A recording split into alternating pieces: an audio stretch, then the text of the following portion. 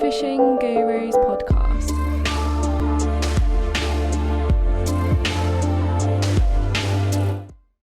We had a nice little chat on the phone before this, and something that we touched on quite heavily was the local cuisine from your area. It's a bit weird, isn't it?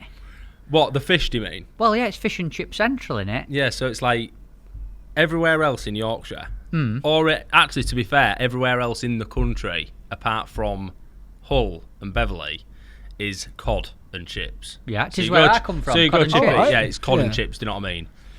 But here, it's haddock. What, in Beverley? And Hull.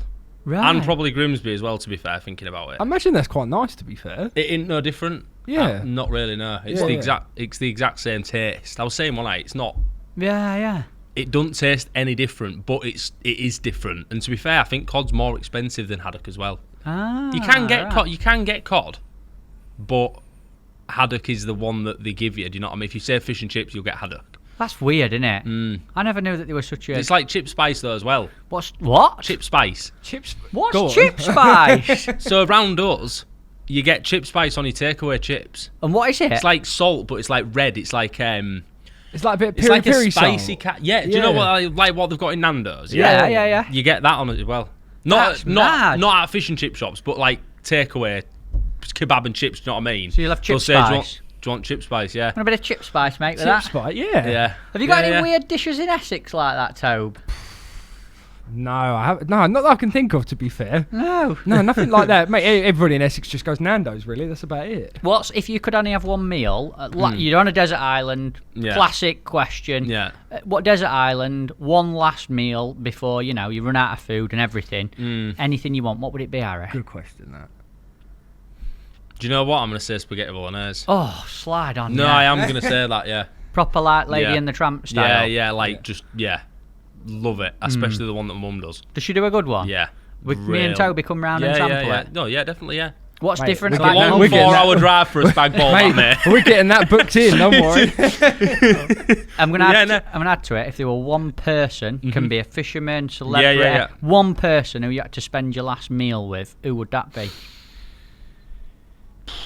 Last meal before what? Before the end. The end of the end of the end of time. I don't know. I'd probably just say a little girl, I think. Oh, that's nice. Quality.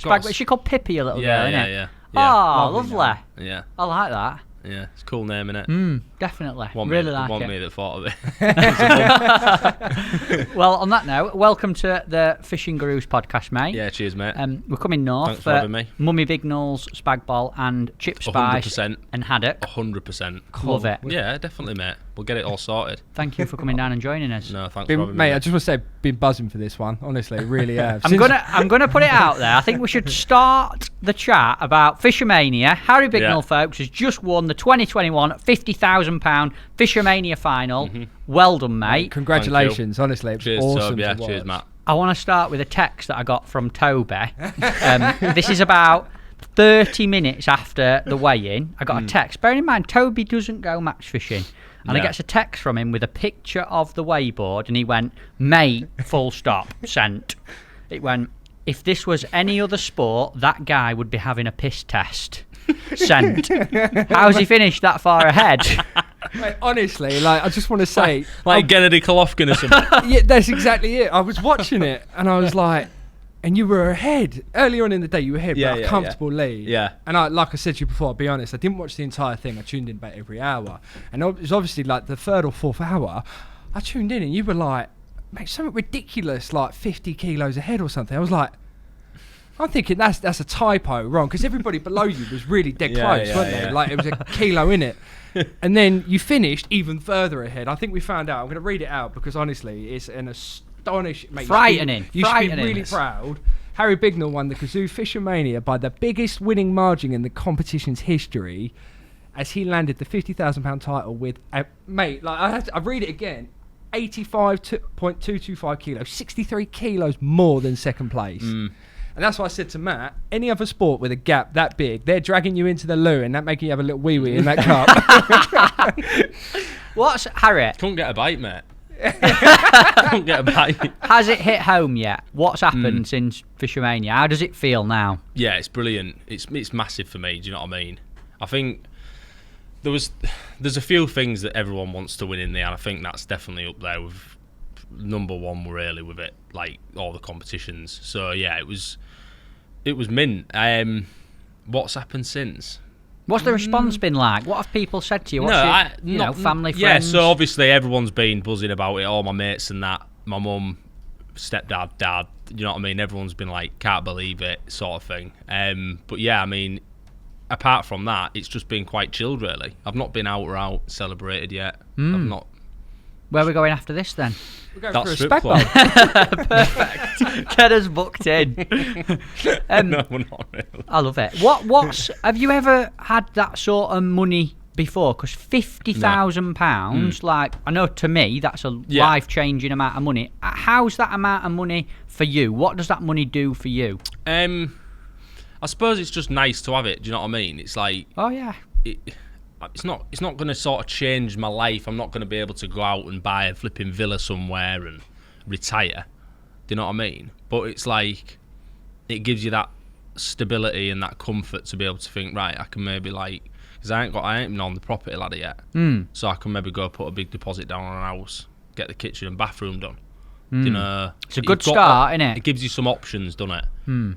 How old are you now? 30. It's not a bad amount of money to have behind you at 30 years old. It's massive. It's massive. Listen, it's absolutely class, but obviously you just got to be careful with it. I don't want to go out and start acting silly and Yeah. you know what I mean, buying daft stuff, and because obviously there's temptations to, isn't there? Before you know it, it's all gone. I've got to ask, right? You're in this Fishermania final. At what point, before, during, or within that match, what point did you think, I've got this here, I can win this? I think it was after about the fourth weigh-in, so 2 hours. So basically, what happened was, I'd started short, and I had a little stocky, a couple of little skimmers, and then my next sort of like, my plan was to go onto that 16 metre line and fish shallow on the pearl, sort of like 3.5 foot deep, just slap a rig and just feed hardly anything and just try and get an odd bite. So I've gone out, and the wind was that strong, it just ruled it out completely. Like, if it had been flat calm, I'd have probably sat there and done that for like 2 hours. Do you know what I mean? And probably struggled. But because the wind was so strong, it forced me to come onto that 14 metre line rather than 16 metres. And obviously that's where they were sat, on that, like, not bar, but on that like shallow hump where the peg used to be right back.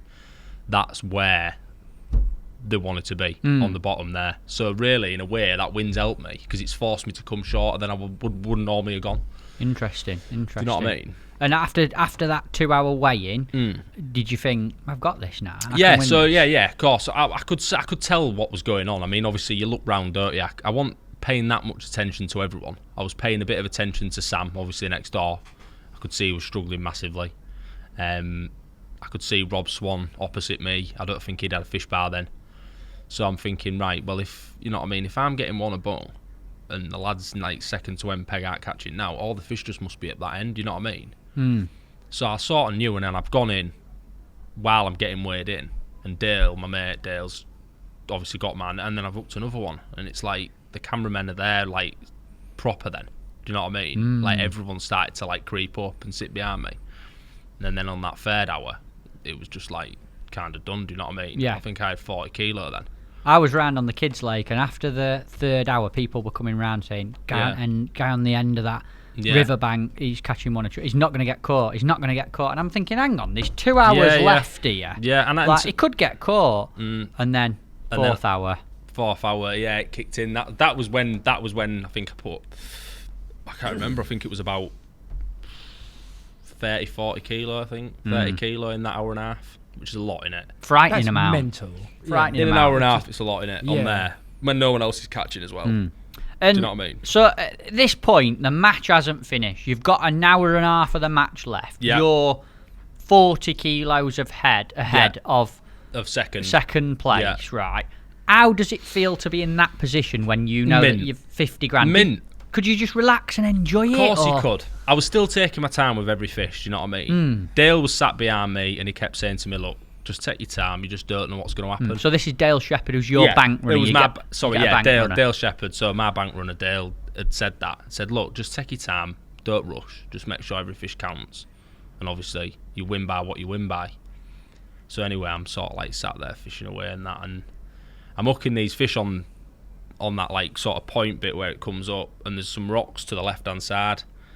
And usually, if it was an open match, I'd just ship my pole back and just, do you know what I mean? But I was like picking them over the rocks, just making sure every single one was going in the net, do you know? Because there were big fish as well, so I was making sure that it sounds weird, but you never think you're going to win.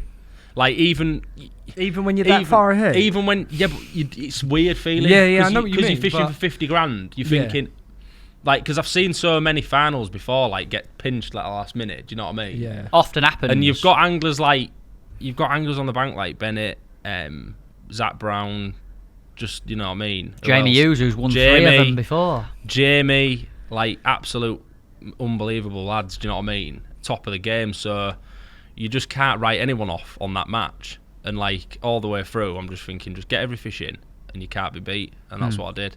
I just made sure that I could get, you know, make them count. But yeah, it was a surreal feeling, mate, last hour. I could turn around and saw you a couple of times, to be fair, you and Frankie and that. Yeah. I was just like flipping, I must be winning then if they're got our pom-poms and that. Matt and his little cheerleaders outfit. They were brilliant. I noticed, obviously, the crowds at Fishermania, frightening, like, fantastic. What an atmosphere. Yeah.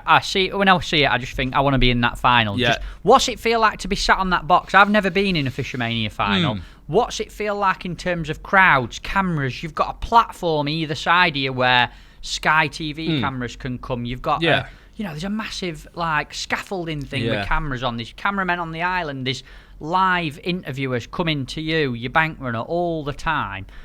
How does that affect your match compared to a normal fishing match? Definitely. I mean, the first thing I'd sort of like thought to myself is I need to keep things simple on this match, because obviously you'll know yourself, you do too much stuff, especially in any match, and obviously things can start falling apart. You never fish anything to its true potential.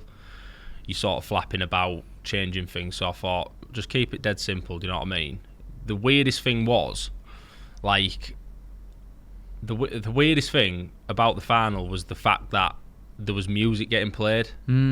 So I could constantly hear this, like, it was like being at like some sort of flipping ultra music festival or something. I could hear this like booming, like coming from the bottom bank, and I was like, I said to Dale, I was like, is this like supposed to be turned off or something? He was like, dunno. And I was thinking, I've never heard music in Fisher before. But obviously where I was at the bottom end of the lake, so I'm on peg 12, and as you go further down the lake, the music got louder and louder and louder. And there was more people at that end, because obviously Bennett was down there and the kids were all down there. So it was like, up my end was like a little bit of a quiet spot at the start. So it wasn't that bad. I think if I'd have been a bit further up, I think I'd have got a lot more nervous. Imagine being next to Bennett with like 1,000 people behind you straight away. Then obviously nerves probably would have started kicking in a bit. But I was just sort of like in a bit of a, I don't know, I wouldn't really like to say, like almost like a little mini open with a few people stood behind you at first. That must have been quite nice. It was. That's what I mean. It was real nice, because it was like, right, I'll start my match short, I'll work my way out. If I start catching, people will appear, but I'll be catching already then. Do you know what I mean? And that's exactly what happened. It was just good to be able to get off to like a little bit of a start with no one there, and then obviously towards the end people started coming. But surreal experience, mate. I don't think you can't really describe it for an angler, because we're used to sitting there, right, nobody there apart from you, and when like some person comes behind you, like, do you know what I mean, you don't know what you're like, one person like, behind you, yeah. Just one person seems like a little bit too much sometimes, doesn't it, especially if they stood up. But there's like 1,000 people there, like 8 or 9 cameramen, like just stood there with these cameras, and I didn't even really notice them, because I got used to it quite quick, because I don't know, you have to, don't you? You can't start going what you're doing, mate, because they're there for Sky. Do you know what I mean? It's part of it, isn't it? It's part of that experience that you just got to kind of wrestle with that. And you have to get used to it. I joined you last hour. Me and Frankie and Rooney come and sat behind you last hour. And the thing that it sent little shivers down my spine. Every time you hooked a fish on the long pole, everyone's like, "Oh, he's got another one. He's got another one." And there's like this hum in the every time it went under and you missed. Ooh, yeah, that's what's happening loads. And then like gone in and hooked on, they're like, "Ah, he's got got another one. Yeah, and then you land it and everyone's like, go on, Harry! Yeah, and you look up and every time you hook to one, they're all nudging the mates and it's like a little Mexican shuffle behind you of people. Amazing. Harry, am I right in saying, correct me if I'm wrong, you didn't lose a fish after you'd hooked it, you didn't lose a fish until right at the end, is that right? To be fair to her, right, I did lose a few to start with on that. It took me a while to sort of like get my bearings of where I was fishing on that little bit because it goes shallow, it goes really deep at 16 metres, then it comes up, then it goes really shallow at like 5 foot, but there is only a small part to fish on that 5 foot bit. You've probably got a metre and a bit. Yeah. And then it goes down again. So it's like, it was weird. I couldn't really get used to that swing it. You had to constantly swing your rig in, and I was foul looking at an odd one to start with. We got round that towards the back end of the match, to be fair, and I went through a spell where I think I landed all 12 in a row. But I think I lost 6 fish that day. Oh, okay. Maybe 5. Which isn't bad when you're catching 200 pounds. But you're catching a lot of them, and I think a lot of it's because the pressure on the bank and that people are shouting and that the fish do respond differently. Do you know what I mean? Yeah, they're not used and to you was having to feed a lot of bait to keep them in your peg as well. If you didn't feed now, you won't get a bite. Well, it was really weird. Considering I want to jump on that, considering you talk about feeding bait, you had quite a unique way of feeding, didn't you? That I noticed I want to throw it up, Matt, because every time I tuned in, the Sky had a great shot of Harry holding his catapult in a way I've not seen before. Yeah, so look how cool and chilled he looks. But that's what I admire it, because you're in like a massive final and it's like, no worries. Yeah, that cat is knackered as well. To be fair, I'm not surprised you're bitten the end off yet. So that's how I do it, mate. It's just I don't know. You get used to doing a certain way. Do you know what I mean? Like I've always done it like that since I was a kid. For anyone listening, Harry's got the catapult like bottom of the handle in his mouth, and he's loading the pouch up by putting pellets in while it's dangling in front of him. If I tried to do that, I'd catch the pouch, twang the pellets in my face, drop the catapult. I would, honestly. No, you wouldn't. But yeah, it is a unique way of doing it, to be fair. Well, I don't even really realise I'm doing it. Do you know what I mean? You don't, do you, when you're fishing? You don't really. Just a natural thing. Yeah. But Matt, he's not even holding the pouch. He's got one hand on his pole and the other, he's just dangling. He's just dropping straight in every time. And then he like picks it up and pings pellets. Fantastic. Yeah, good techers that, mate. Good techers. From a match fishing point of view, Harry, I want to know, and I'm sure everyone listening wants to know, can you give me like an in-depth rundown of the like technical tactics you use to win? Because it's an absolute mean victory, that one. And for people who might be in Violent Future, from a selfish point of view, I want to know. Yeah. Can you tell me about exactly how you fished out there? What gear you used? How you fed it? Yeah, of course. What decisions you made fishing-wise? Yeah, so... me and Dale had both spoke about it, and Les as well. We've got like a WhatsApp group. We just bounce ideas off each other. And we'd say you, Dale, and Les Marshall. Ryan Lidgard in it. There's a few of us in the group. Do you know what I mean? And we sort of said, look, if you're gonna win it there, you've got to win it on the pearl. Do you know what I mean? Like that's the only way you're gonna win it there, because of the depth and the fact that there's boulders on the bottom. When you're fishing on a bomb and that, they just snag you every time. You can't get them in. On a pole, you can lift your pole and that. You can't do it on a rod because it's going straight through the water. The line's going all the way through. So you get snagged loads. And Dave Bailey had told me that as well. Just said, be prepared to lose some fish in that peg. So, said that, right, you're going to have to fish the pearl to win there. So, anyway, got to my peg in the morning. And I didn't really expect it to be as windy as that. I expected, it said 10 mile an hour. So, what's 10 mile an hour? It's just like... Bit of a ripple. Yeah, bit of a ripple, east-north-east, so it's going up towards the bottom bank where the kids were, do you know what I mean? But it was like ripping through when I got to my peg. So, anyway, I've set up 3 shallow rigs, 1 2-foot with like a 2.5 foot lash, so matching the same depth so you could slap it properly. 1 3.5 foot, just so I could just keep in touch with him, to move back down a little bit, and then I could also like sort of swing that past, do you know what I mean? And then 1 just like an out and out like mugging rig kind of thing if the sun came out, do you know what I mean? Sometimes it does, doesn't it? Sometimes you get that little spell where the sun comes out, goes flat calm, you can mug an odd one. So I set all 3 of them up. I set 3 deck rigs up, 1 short, 2 long, both the same depth long but just duplicates, and that was it for the pearl. So I just set up 6 rigs, I think it was, And one of the shallow rigs, I just left on the winder. I didn't even put it on the rig. That was that mugging rig. Really? Yeah, it was on the winder. I just didn't really want it there. Do you know what I mean? I just thought keep everything neat. Do you know what I mean? Next to me, so I'm not messing about. Anyway, so I'd started the match off short, which is what we planned to do.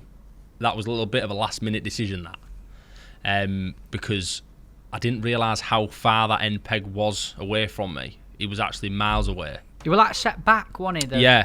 Blocker. So I felt like I was on an end peg. So if I'd have been where Sam was, I probably wouldn't have done that. Anywhere else on the lake, I wouldn't have started short. But I just felt like there was a fish there to be caught. Do you know what I mean? So I'd started there. I fed like 6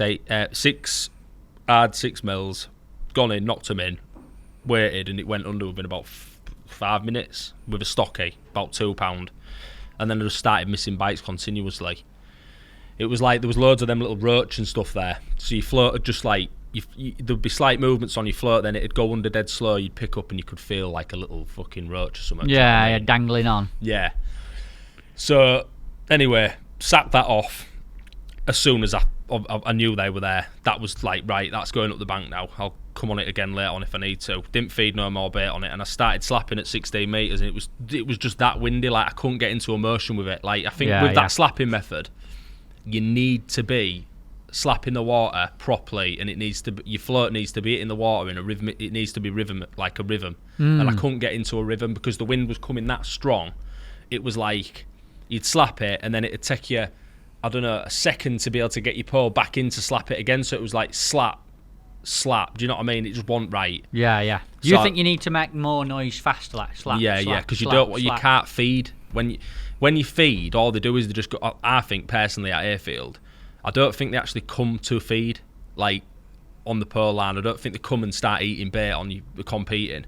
I think when you feed, all they do is just hang off the back of your pole and wait for one to land like 3 metres away. That's all I think they do. So all they do when you feed on the pole is they just go down or behind it. So you've just got to slap. Do you know what I mean? You've got to slap a pellet, and then all that'll happen then is one might come in and they'll only be yours there because of the noise. You're sort of irritating them into taking you up it. Do you know what I mean? So obviously I've started doing that. I had 10 minutes on it, and me and Dale both looked at each other, and I just started chipping back. I just was like, nah, I can't do that. I'm not going to win the match doing that. Do you know what I mean? I wouldn't. If I'd have done that for 2 hours, I honestly don't think I'd have caught a fish. Wow. Seriously, like even though there was fish in my peg, I don't think I'd have caught one doing that. Because that's not the way they wanted to feed on the day. Do you know what I mean? They wanted to be on the bottom. It was low pressure.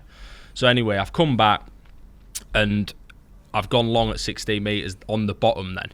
So I've pinged some pellets out on the bottom, haven't I? Right?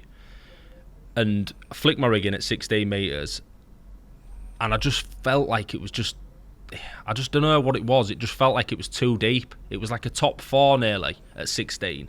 And I knew at 14 it was only 5 foot. So I literally had like, I don't know, 4 or 5 minutes on that before I've come up onto that bar then. Because I'd seen like a little movement, do you know what I mean, on that bar behind. So I've come onto that bar, and then that was it. Like, for the full match, I stayed on that line because it was just the only place that I continuously got bites. Do you know what I mean? Rig? One rig, yeah. So I've used the 416s Mick Wilkinson Diamond, which is a original one. Nice. With a cane bristle. They are old now, them floats, aren't they? Yeah, they're real hard to obtain, mate. You got a little secret collection of them? Yeah, I've got like 20 left. Right. So I've used one of them, and I've backshotted it. I've had a lash probably 2 foot, 2.5 foot lash, 2 number 8 backshot, like maybe a foot away from where 2 foot down the line, so probably that far away from my float bristle. Just held it tight and ping pellets on that, and that's constantly lay rigging all the time. And it was just solid, mate. So you was fishing on the bottom, because I know some people were fishing deep, shallow. People would assume that, wouldn't they? Because obviously they're looking around, they see everyone's fishing a top 4, and then I'm sat there playing them on a top kit. So they must think, right, he's fishing shallow there, but it is actually the bottom. That's the depth of the peg. Awesome. And what about the feeding? What was the best way to feed it? Just raft as many as you could in at once, but not too many. Right. So you were just constantly making noise on the water. Right. They were coming out of that deep. They were definitely, what they were doing was, they're coming out of the deep water. They wanted to be on that bar, and they'd just come in at once, eat everything, and then go. So they'd just come in, eat everything dead quick, what was on the bottom, and then move out your peg. Because when you hooked them, you saw Do you know what they were going that way and that way? Do you know Charging off. Yeah, they just wanted to be further out in the lake, but they wanted to feed in that depth of water on the bottom. Right. So yeah, fed 6s. I fed like, I don't know, a bag, which is what, 2 pints, which is quite a lot for a catapult for carp. Do you know what I mean? If it was F1s or something, then you'd expect to feed quite a lot, but I don't really think carp. I don't really think you want to be feeding that much bait in that depth of water, personally. Right. Do you know what I mean? As long as you've got the noise there and the attractions from the noise, then you're fishing for one fish at a time. Do you know what I mean? And what about tackle-wise? Do you fish quite heavy for carp? I just fished a 14. 14. That's light, isn't it? Yeah, so 18 mainline. Well, it's actually 16 tournament rig line, Yeah. which is like 14. Right. Because that's what the diameter is. Do you know what I mean? Tournament rig line's a little bit different to all the other lines. And all mine are just on 016 and 018. 018's like 016 and 014's like 016's like 014. So yeah, 014 main hook length and a KKM, Nice. which is like a small What size up? medium 18. An 18. Yeah, which is like a medium wire. Do you know what I mean? Yeah. There's enough in it just to be able to get away with fishing for carp. I think people listening will be surprised. You caught £200 on 014 and 18 kkm. That's light. What elastic? I used, it's like this blue hollow, which is it's like a 12. Right. It's like a dark blue colour. Got you. I don't know. It's What is it? Duraslip. Yeah. It's Preston. Yeah. I've used that. It's nice elastic. It's like a 14. Yeah. So they do a 12. They do a 12 and a 14. The 12's like really light, like too light to fish for them carp, and the 40, it's not like the 15 holler. The 15's like real thick, like purple hydro. Do you know what I mean? Whereas that 14's like a grey hydro sort of thing, maybe a little bit heavier than grey hydro. Yeah. Do you know what I mean? But there's enough in it to be able to sort of like steer them out your peg if you need to. But it comes out loads. And perfect, I think. Like I mentioned, I think a lot of people will be surprised how light you've fished to catch £200 of carp. Big carp. Some of them were big fish and certainly pulled that. Are you generally, do you fish quite light? Do you think it's a big advantage to fish light for them kind of fish? Yeah, have you seen how the water's really, really clear at the moment on there? And it's weird this, because I went on a practice session and I was fishing shallow and I drew peg 30 on the back bank where the kids were. I drew round there. Anyway, I was fishing shallow for like 2 hours. I couldn't really catch. And then later on, I've ended up fishing I've got some mugging rigs that I use that are straight through to the hook on like 018 mainline, but straight through. And it was I just got so many more bites. It was mad. Like, wow. Yeah, so fish are in your peg, but fishing light. Maybe it was just time of day, but I think it's just that confidence thing in it. If you think your float's going to go under, do you know what I mean? Like, I could have probably just got away with fishing 018, but it's just not how I fish. I always do fish like, and you don't really get brought. There ain't no. It's not like if they're gonna snag you up or break you, they'll break you one out. Do you know what I mean? 014's heavy. Do you know what I think personally? It's pretty strong, isn't it? Yeah, it's obviously strong enough. 4 or 5 pound line. Do you know what I mean? 85 kilo on it. Definitely did the job. Definitely strong enough. I want to say, 100%. like, the one thing I find fascinating that I've learned from doing these podcasts is how important mindset is, because you obviously got to a point, like you said, in the match where you said that it was the third hour or something, but you started to get more confident. And what's really interesting, it was from that point onwards where you just totally ran away with it. Yeah. So, like, confidence it's massive in fishing. Yeah, 100%. It's the most important thing. Yeah, without a doubt. Which is mad, because it's not a physically exerting sport, if you know what I mean. No. So you're not doing. Mindset is everything. That's it. Yeah. If you've got the right mindset and you're confident. But as soon as your confidence set in, you were just, that was it. There was no hope for anybody else. Yeah, exactly. So it's like, the thing is, I go to a venue all the time called Psych House, which is, it's in Doncaster and it's all big carp. So the average stamp of the fish in there is like £5, £6, £7. They go up to 25. Proper carp as well, not F1s. Yeah, there ain't no F1s in there. Don't put them. Ray won't have them. Don't like them. So, and that's the gear what I use there. Do you know what I mean? So I just thought, well, why would you change anything? Do you know, you're catching them carp on a weekly basis, bigger. They fight harder at Psych House as well. Do you know what I mean? And it's exactly the same gear I'd use there. to catch like 250 on any of them lakes. You know how it works. You're confident. Yeah, you know how yeah. hard you can pull. Yeah, you know. Do you know what I mean? Like, I don't strip loads of elastic out of pull a kit anyway. I just don't see the point when you carp fishing. You're catching like 10-pound fish. You don't need to get them in 30 seconds. No. And when you're playing them, it rests your peg. So when you go back out, it gives you time to think a little bit. Do you know what I mean? If you're fishing for £400, then fair enough. Interesting. That's that's interesting really point. interesting. Yeah, just to give yourself time to chill. You're fishing for £200, and you catch 30 fish. That's 5 hours. You've got to catch 30 fish. It's a long time. Yeah. Do you know 6 what I mean? fish an hour. It's a long time. One every 10 minutes. Yeah. That's suddenly seems a lot slower than it actually does Yeah. if you said, come on mate, catch me £200. 100%. If I said to you, catch me a carp every 10 minutes, it seems a lot easier than catch me £200 in 5 hours. Yeah. Doesn't it? Yeah. What did it how did it feel? Definitely. How did it feel for you on the day? It was another thing. Like, did the match feel like it dragged on, or did it just fly by for you? Were you just totally ingrained in what was going on? I'll be honest with you. The first 2 hours went real slow. Right. Okay. So why is that? Because I didn't really catch anything for the first hour. Yeah. At all. I think I had a kilo in the first whale, 950 grams. In the second way, I had nothing. Yeah. Pretty much. Sorry. And then the third hour, I think I put 9 kilo on the scales. Wow. Yeah. So that's a Sorry, big not jump. the third hour. Yeah. Sorry. First half hour I caught now. Second half hour I caught now. Third half hour, so an hour and a half in, Yeah. I started to put some fish in the net. Yeah. So that first sort of hour and a half felt like it was going quite slow. Do you know what I mean? Because I'm not really catching. I was trying to work things out, like in my peg, work out where the fish were going to be, how to catch them on the day. Do you know what I mean? Because it's important to do that, I think, in the first hour of the match. Even if you don't catch now, it's important to try and gain a little bit of an understanding on what is the best way to be spending your time. Like, it's all right going in and, you know, trying to catch £25 on a bomb or something in the first hour, but you're not really going to gain much of an understanding of what's going on because you're just fishing that. Do you know what I mean? You're not giving yourself, you're not looking about. You need to sort of gain an understanding of what's going on. So yeah, I don't think it was wasted that hour at all. I think that was probably the best way to do it. Yes, that's really interesting, though. Yeah. And then obviously after that, mate, I can't. Just a landslide, wasn't it? I can't even really remember now. From it, all I can remember is like shipping back, like looking around, seeing like people that I knew in the crowd and that, and then like just playing fish. That was it. It was just. What were the chat going on between you and Dale, your bank runner? What were the conversation? Because I kept seeing you glance down to him, and I kept seeing him glance up. to It was you. just like. What were the chat? What were the conversation? Were you talking about them skybirds behind you? So it was like, when I was hooking them, like. I think every fish I hooked, if I hooked one, he'd go, take your time.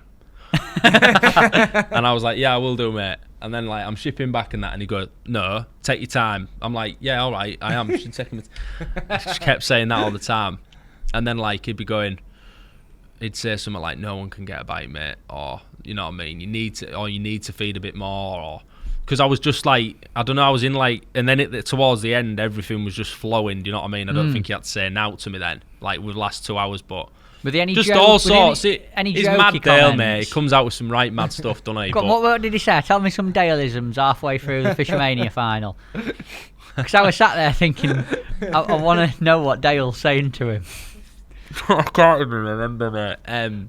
He just comes out with a little game on and stuff like that. You know, when you hook one, he's like, game on. Come on. He's like, he's just mad, mate. He's mint to have there, though. Good. What's your relationship with him like? Yeah, mate. It's good, mate. It's fished at the same venue together quite a lot, like at Psych House and that. So, yeah, I've known Dale for a long time. Probably, I don't know, 10 years or something.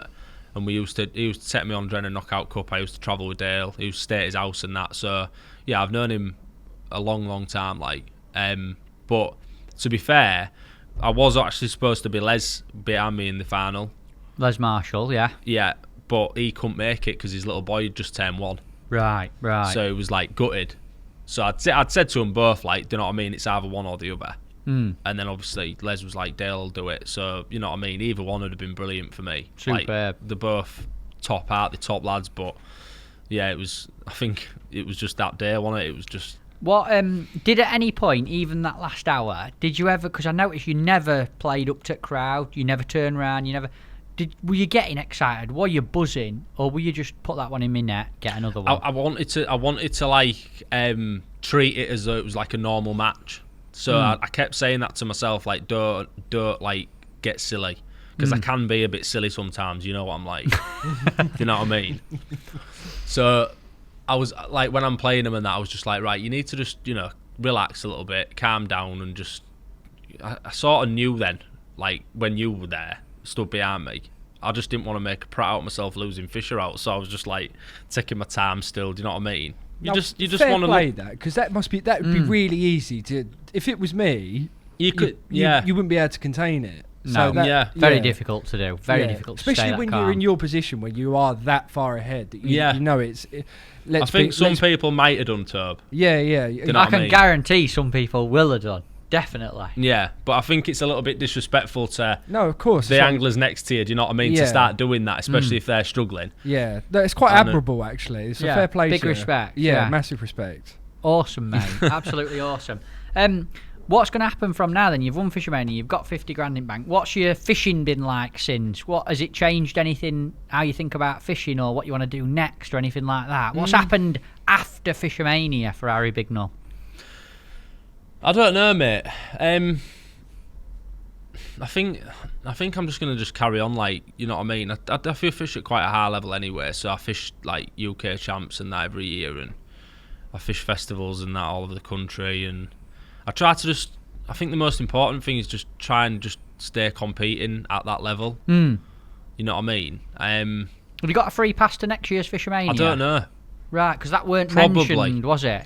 Well, I was speaking to some lads the other day, and they said that I will do, but they said they're not 100% sure. Got ya. So whether I will or not, I'm not sure. Hopefully, that'd be mint. Be because nice then you don't have to mess about travelling everywhere and that, because it can be horrible. Well, I was just going to come on to that sort of next. In terms of big money finals, chasing the titles and the money. Yeah. How long have you been after them? How long have you been wanting to get in one? Is it something you've spent a lot of time doing, or is it a recent thing?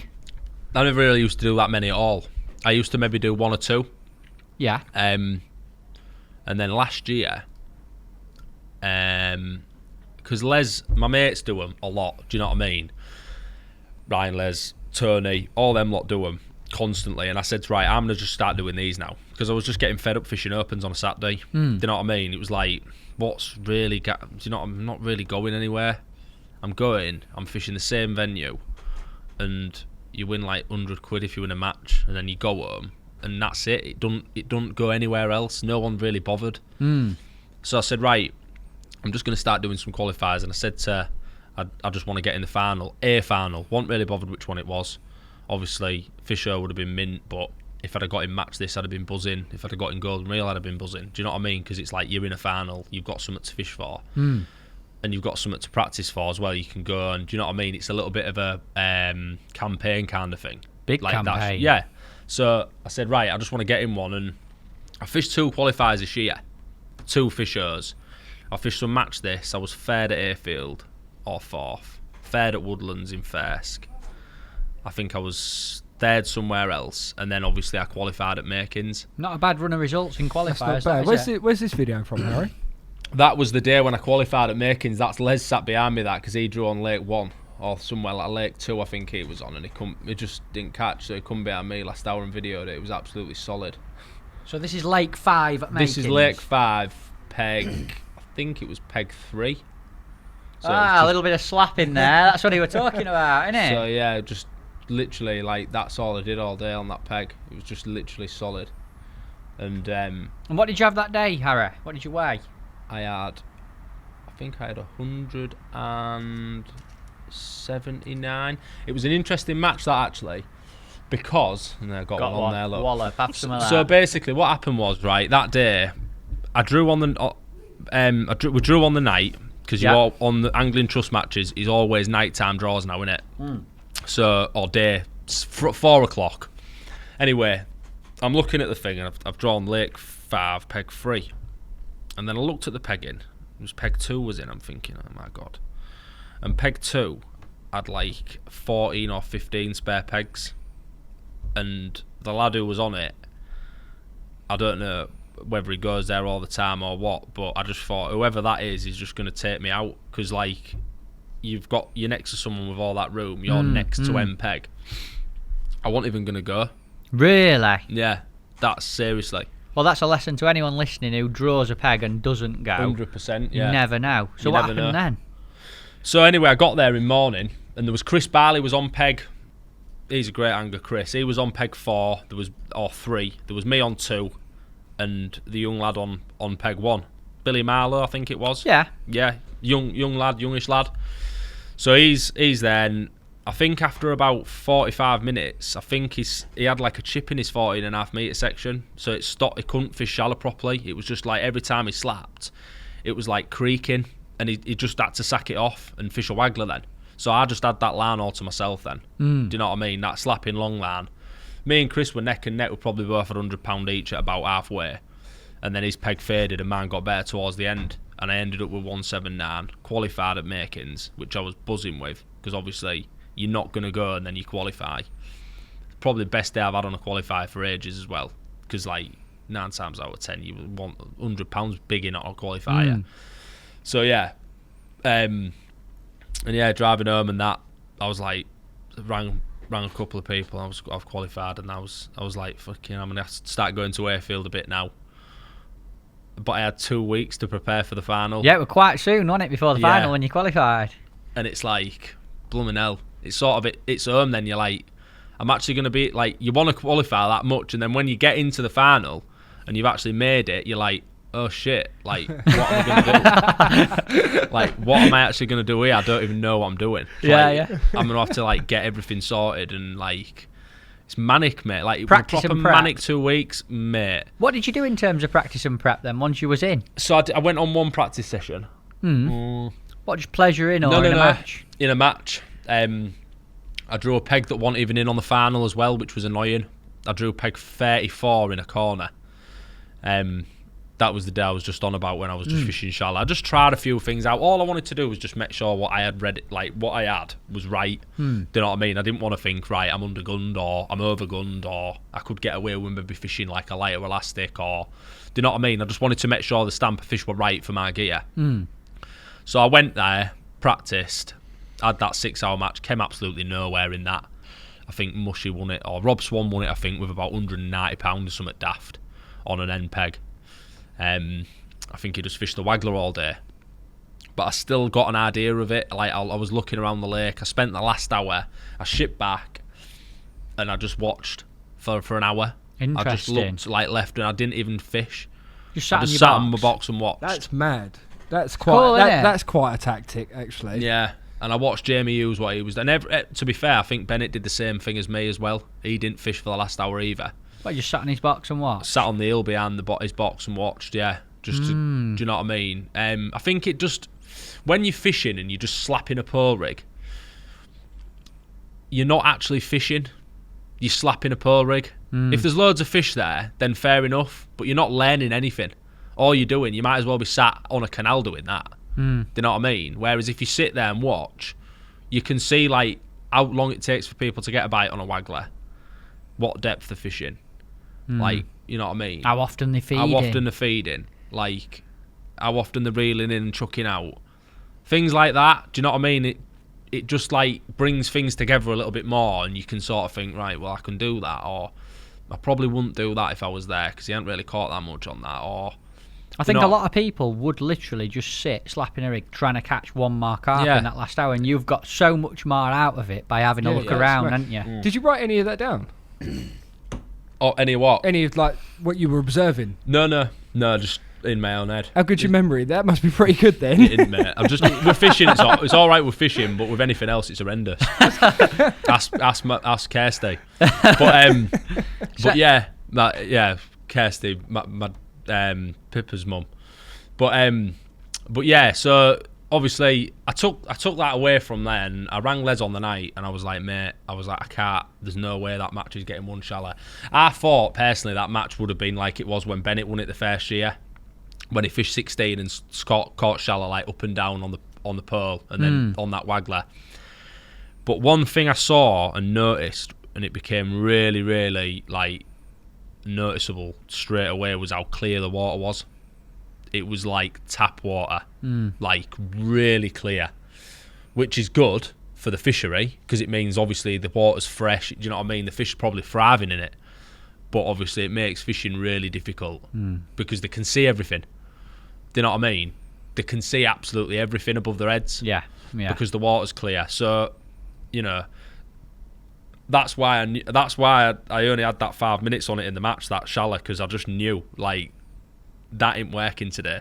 And that's from you going, practicing. Yeah, I'd have sat on it for a bit longer. Yeah, definitely, yeah. So time well spent practicing. 100%. That's why the waggler was working well, because obviously they can't see your pole. They're not. They do not want to come under your pole tape at all. And obviously, next year it might be different. Next year there might be some algae bloom in there, and it probably might get will be, one on a won't it? totally different tactic. Yeah. But I think, you know, the clarity of the water was a big reason why not many pearlfish were caught, apart from in my peg, personally. So to pull it back, you've done qualifiers literally only for the last couple of years.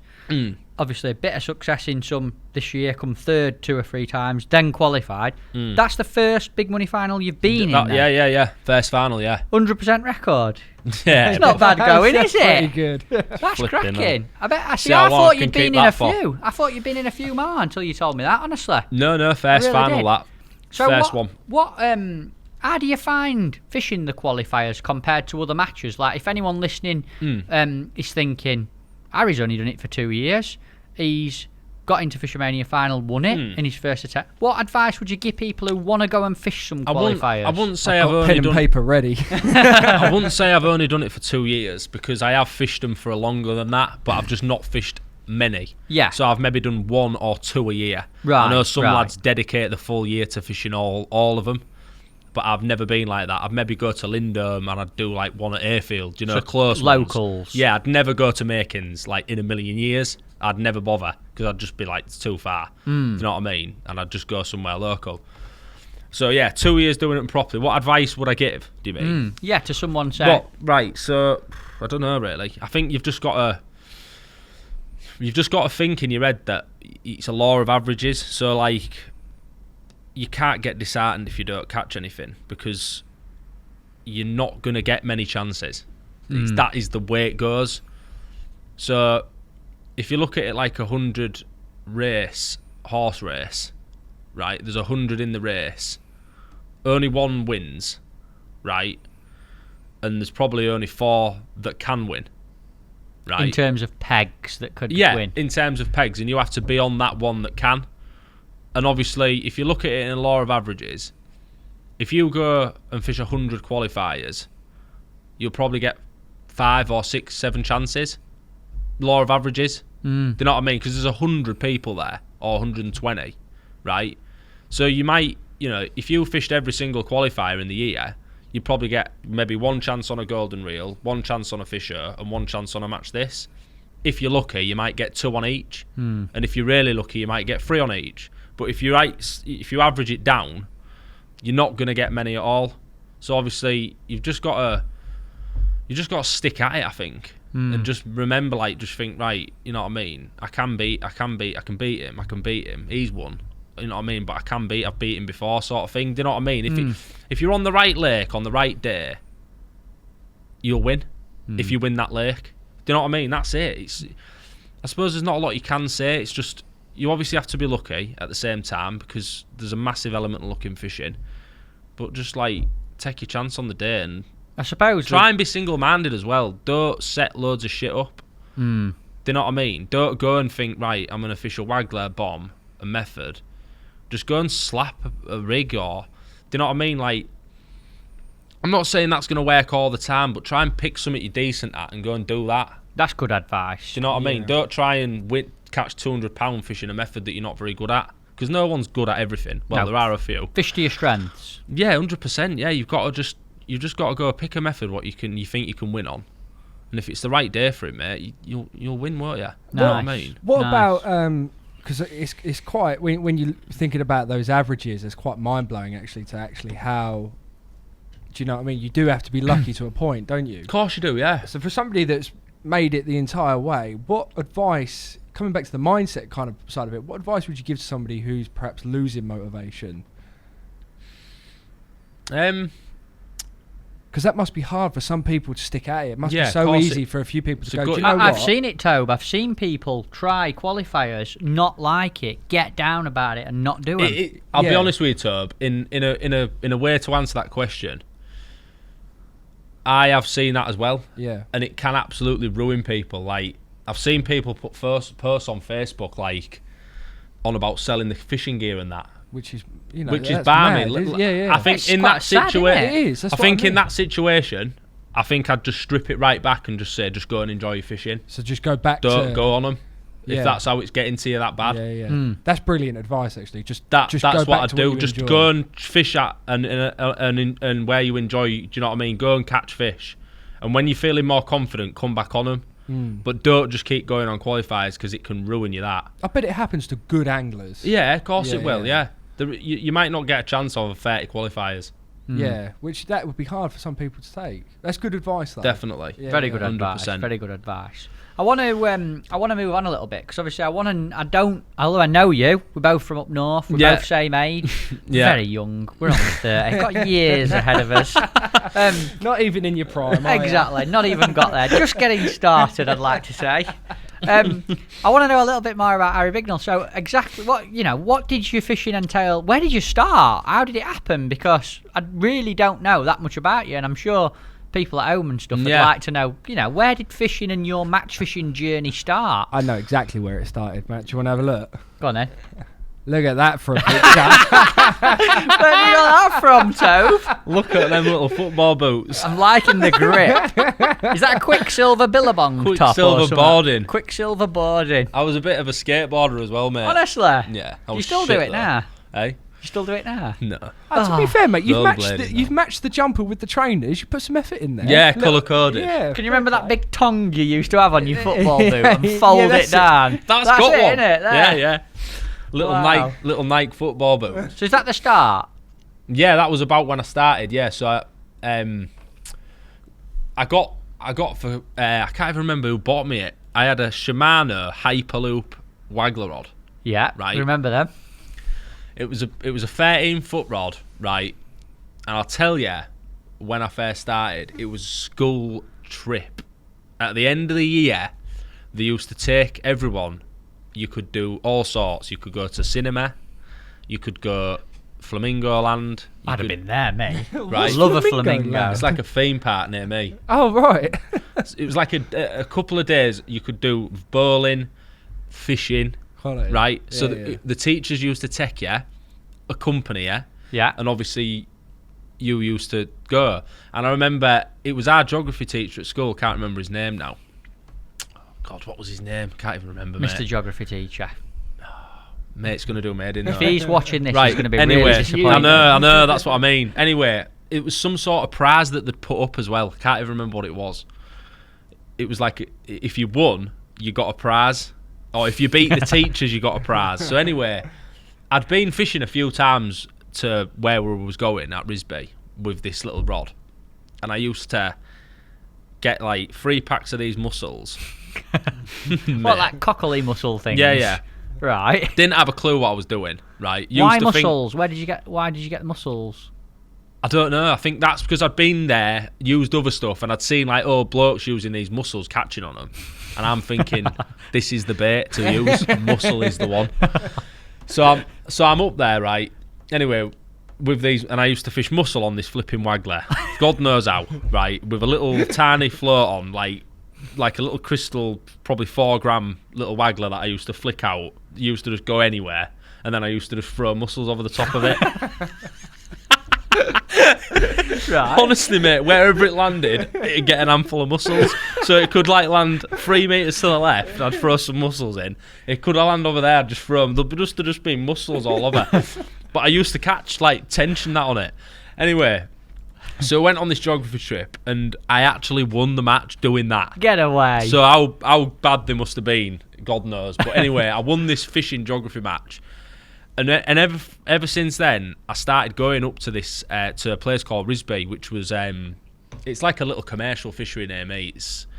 It's got 4 lakes. It's actually really nice. I'm sure I've heard of it. You might have done, yeah. It's quite a picturesque place. It's got loads of trees. It's in the middle of this kind of like little forest thing. And I used to go up there every day in the school holidays. My mum bless her, used to take me, drop me off, pick me up, give me the £6 or whatever it was for day ticket at packed lunch, and then used to pick me up like near enough every day. I think it was only £3 a day ticket actually because I was under 16 at the time. Do you know what I mean?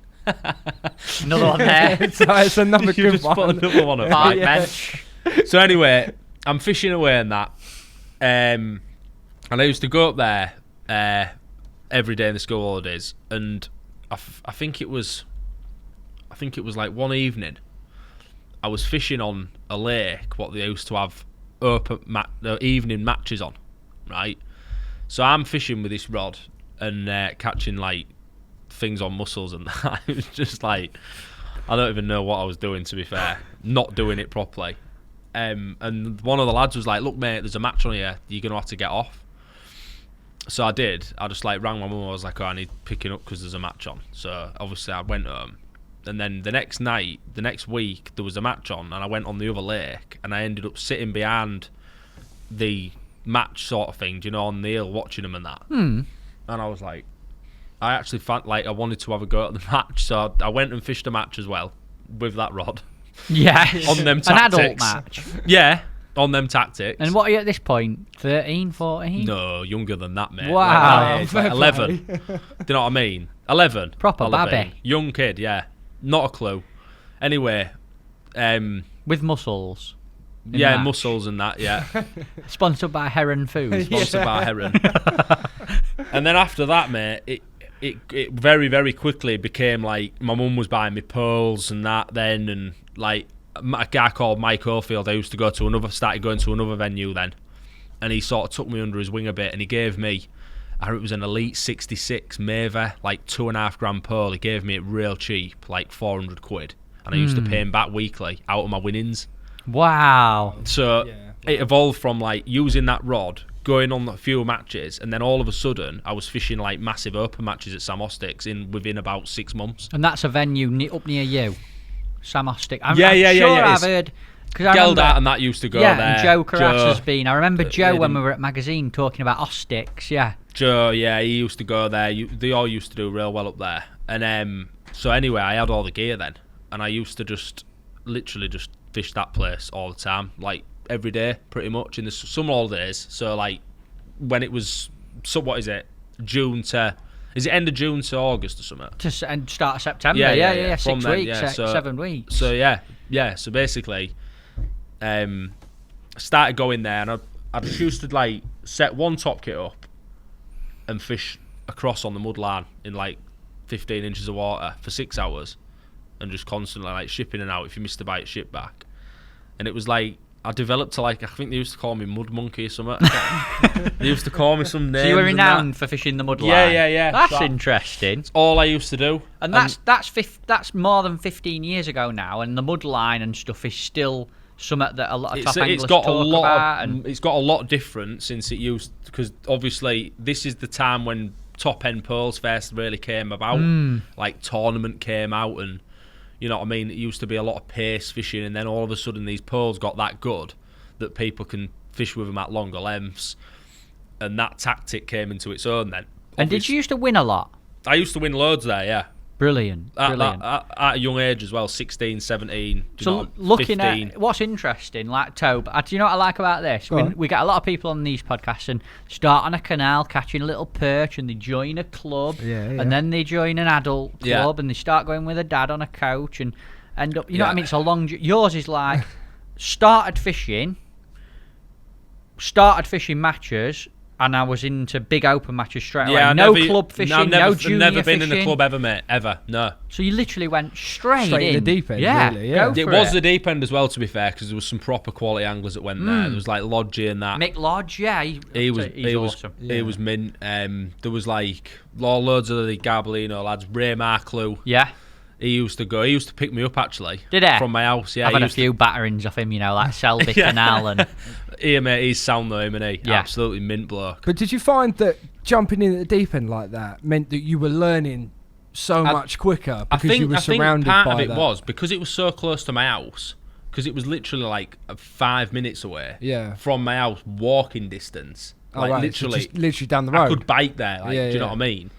Because it was so close to my house, it was more convenient than joining a club because I didn't drive. My mum used to drop me off, and it was easier for her. Do you know what I mean? Yeah. So it was like, and I used to actually I didn't mind getting beat, like at that time, because you don't, do you, when you're young? No. You feel like you could never win anyway against them. Nothing to lose, almost. You've got nothing to lose, no, and you've not spent loads of money on gear, so it's not like you buy a bag of micros and some expanders. That's all I used to take. Yeah. So it wasn't even like it costs now. Do you know? It was just like a normal open pleasure session would cost. Do you know what I mean? So they were the best days, mate, fishing wise. Enjoyed it. Mint, yeah, absolutely loved them days. We've spoke about school and that. I'm interested to know because you're like me. You're pretty hyper character. You know what I mean? You're quite a busy chap. I know what you like. I've seen you fish and stuff as well. What were you like at school? What were Harry Bignell like at school? We've touched on it. They always used to say about me. They used to say, my mum always has the saying. She says it real. What was it? He's got the potential, but he don't apply himself. I used to mess about in that all the time, mate. I used to be like one of them kids who used to like flick rubber about and like drawing flipping stupid pictures on the paper of like the teacher and that, and then they'd come over and I'd be like tug of war in it, like they were like, what's that? And I'd be like, now. And it'd be like a picture of them. Just daft stuff, but I did all right at school, mate. I'm not gonna lie. I never used to get expelled or anything. Do you know what I mean? No. I wasn't like that, but I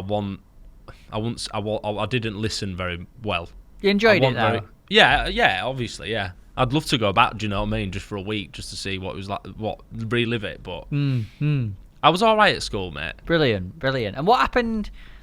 You obviously come out of school. Did you go to uni or did you go straight into work? What happened when you left school? Because at this point, you're fishing big open matches. Yeah. Doing really well in fishing. You're just coming to end of school. Yeah. I want to fill the gap between this point and we're going to win Fishermania. I started like working with my dad a little bit. My dad's a builder, you see, so he used to give me a little bit of work, and then I started valeting cars for my dad's mate, who used to have a car little showroom thing near my house. It was only little, so I was doing that for a bit, and it wasn't very good money. I think my dad used to pay him to take me to work, honestly.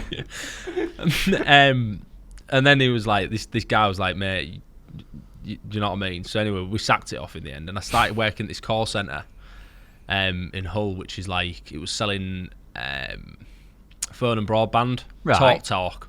I bet you're a good salesman. Yeah, I was good at that. I hated it, but I was decent at it, and that was my first proper job where you went half decent money. Do you know what I mean? You was never going to be a millionaire doing it, but it was all right. Do you know? It was probably about, I don't know, 18.5 grand a year or something. But when you're 18 or 19 or whatever it was all right. Good money. Yeah. Then, so I used to get my train to work, come home, and that was when I sort of like used to go out a lot as well. So I'd like sort of go work, and then on a Friday, because it wasn't weekend work there, it was like Fridays go out, Saturdays recuperate, Sundays go out, Monday back at work, and yeah, that was the call centre job. And then after that, what did I do after that? I stayed doing that for ages, and then I started selling cars when I passed my driving test, and then obviously I stopped fishing for a bit. Got you. What, when you say you used to go out a lot, what were your social life like as a youngster? Like, obviously, 18, working in call centre, got a bit of money now, still doing your fishing as well. Did you used to like a bit of going out, having a beer? I did. I used to love it, mate. A bit too much as well. Really? Yeah. I used to go out all the time. What do you mean all the time? What's a typical week? Harry Bignell, growing up, 18. 18. I'd say I didn't go out as much then. It was more 19, 20. Go on then. So, At typical week. At its peak, what was the week? I feel like I'd kind of want to be there. It sounds probably like it'd be good fun. Probably like go out on a Monday or Tuesday. Then spend Wednesday out, like, yeah, just drinking in Beverley Town, right, or Hull or whatever. Do you know what I mean? Because it was could first get in places. Do you know what I mean? Then you used to have like a midweek rest, and then you'd be out again on I'd be out again on a Thursday. Friday rest. Friday night I'd go out. Saturday night I'd go out. Sunday I'd maybe have a rest. I used to be out all the time. Mate, fair play. It's actually quite impressive, actually. Isn't it? Did you used to go fishing in between as well? I didn't used to go fishing as much then, no. Right. I sort of like, it petered off a little bit when I first turned, because I think for everyone, when you first turn 18, you sort of, it's new in it. Yeah, You're like, I can go out. Yeah. Do you know what I mean? I can go out and have a drink. It's just now. a hangover just isn't a thing at that age. No, and you don't get hangovers either. No, you just that age. Not You at all. wake up in the morning like, yeah, fine. Yeah. Do you know what? I had this conversation with my sister the other day because she went out and she was like, she went out in Liverpool actually, Toe. Oh, nice. And she was telling me how much she'd spent on this night out and how expensive it had been to have a night out because she hadn't been out for a while. And I said to her, like, not that long ago, when I was 18, 19, I used to go to a cash point, right, in Sheffield, and I'd walk to bottom of Tom Scully, bottom of his road, and we both draw 50 quid out. 50 quid, and we'd get a taxi into town, have all night in town, have a kebab at the end, and get a taxi back, and have some money left. And you couldn't do that nowadays, could you? No chance, No, mate. not a hope Not a in hell. flipping chance, mate. Yeah. And you went out up It north. costs- It's much worse down south. It probably Frightening. costs, I reckon it probably costs, an average night out now in Beverley is probably about 80 quid, 100 quid minimum. Wow. I was going to say 80 quid, that's still a good night. Like, you've done well there. That's a round, You innit, haven't Toe, you? for down here. That's, Yeah, but that's what I mean, minimum. That's 2 pints here. Yeah. That's what, so it's... So come on out, you must have a funny story from a night out for me. I'd love to come on a night out with you. I've got loads, mate. Absolutely loads of funny stories from nights out, but... Go on, you've got to have your mic there. Put your mic round. This is important. I need to get this one in. Alright, so... The best, probably the funniest one that I can think of was probably when I was about... I'd just started going out in Beverley Town. So I was like... Young, do you know what I mean? 18, 19, 20 maybe. 19, 20. Right. Anyway, I'm in this pub called Green Dragon in Beverley. And I was just sat about with some mates. And I started going to the toilet. So I walked to the toilet. And... I could see immediately as I was walking to the toilet, there was some bouncers looking at me, like radioing in, and I was like, "What the fuck?" Do you know what I mean? What have I done? So anyway, I went into the cubicle, into the toilet bit where do you know what I mean? Closed the door, and I could hear him radioing through something about a kid with I think it was either a red or like a burgundy t-shirt, which is what I had on. You're like, oh no. So I'm like. I was like, I don't even want to open the door at you because, like, I know if I open the door, he's going to grab me and obviously accuse me of something I hadn't done. So anyway, I carried on and, like, sort of sneaked the door open, and it was just this kid was just stood there, this bouncer was just stood there. So I thought, right, I've got 2 choices here. I can just, like, put my hands up and say, what have I done? Or I can just fucking run. Oh no. So anyway, right. I fucking burst through this toilet, right? Bouncer slipped over, flat on his ass, trying to chase after me. Then his mate's clocked on. He's chasing me through the pub as well. Straight through this bunch of women all holding glasses and that, right? And I've just bailed through the side door. Anyway, there's like a little snicket. And I've ran all the way through that. And I've found a little spot in this car park with some like wheelie bins, right? And I got in a blue bin. This is no joke, mate. Right? No, this is no joke, right? So I got in this blue bin, right? And I could hear them in the car park. Looking for you. They knew because people had said he's gone that way, and obviously it was like a dead end. It was a car park. And they started searching fucking far and wide. What had you done? Nothing. Someone else had done something in the pub. I think I'll come back to why it happened. Right. But basically, it was a big, massive mix-up, and obviously they thought I was the person. It wasn't me. So anyway, I'm harding in this wheelie bin, right? This big blue bin. It was like one of them ones what's like a double one where they put all the bin bags in. And I'm like laid on top of all these bin bags. Did it smell? It stunk, mate. It was winter as well. So it's cold. and everything. cold. So anyway, there's all the I could see torches. I could see like a police van, like in the, you know what I mean, through the thing. I could see the blue lights. And in the end, they found me in this bin. Never. I swear to God, they found me in this bin. Right. What did you do when they I was opened going to say, it? what'd you say? He pulled me out. I was like, what have I done? What have I done? And he was like, you know what you've done, this, that and the other. He put me in like a citizen's arrest thing. Put my hands, cuffed me, right? And in the end, right, I actually got taken to the police station, right? All the way to in the police station in Hull. And it ended up being, they checked the CCTV. I don't know what this kid had done, but obviously it was either a fight or something. And they released me without charge. Like, that was it. So they didn't interview. I don't even think they got to interview. It was just talking about it. And obviously the pub had checked the CCTV and seen that I hadn't done that. So I was like, you know, I was in the clear kind of thing. I'd love to know what actually was the reason they were chasing it must have me. been something serious But I was for them pissed to at go. the time. Yeah, Do you know what I mean? So I'd never normally have done that. It's just But- a spur of the moment you decision, like. Yeah, it was like, I'll just run and just see what happens. And it couldn't really have gone anywhere. So I just love to have seen that image. They lift the lids up and Harry's just lying there on they these... found me because they could Hey, hear it. I lads. think my phone rang or something like that. I can't remember what it was, but something happened and they found me in this bin. Mate, highly Wow.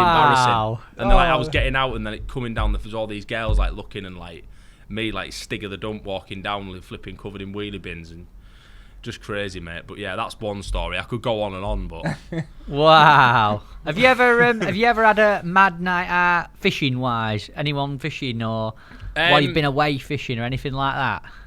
have I been? I've had a few, mate, but Can you fish with an hangover? no. You can't do it. No. Do you get hangovers? The reason I can't do it is what happens with me is if I go out, right, and I seem to like, I go out, say I get in at 1 or 2 in the morning, I just won't wake up for whatever reason. Even if it was to go collect, you know, a cheque for £1 million, I won't get out of bed for it because I feel that bad with hangovers. I can't get out of bed for them.